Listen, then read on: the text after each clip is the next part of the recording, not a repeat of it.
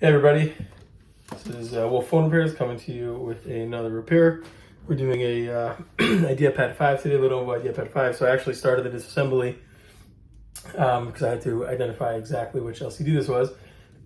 So excuse me, to disassemble this model, again, you're going to gently pry around the borders of the bezel.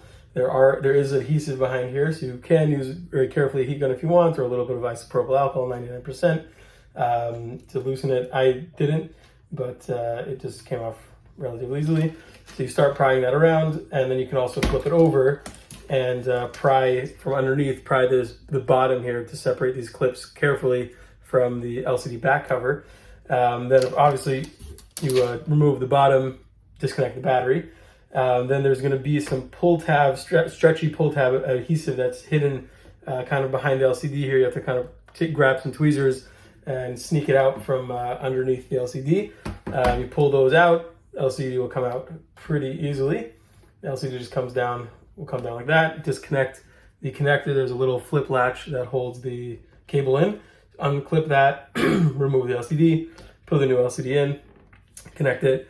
I'm using a taste of tape again to adhere the LCD. So we're gonna go ahead and do that.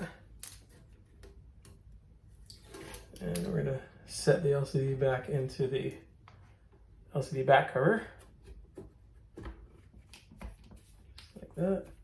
Gently give it a little press to hold it in place. And you can see how nice this screen is from laptopscreen.com.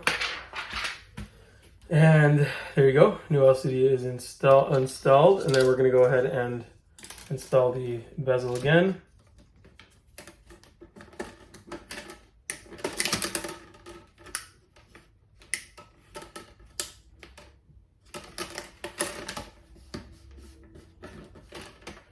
So I like to clip in the front of the bezel first and then flip it over after and snap in the bottom. I'll show you what I mean.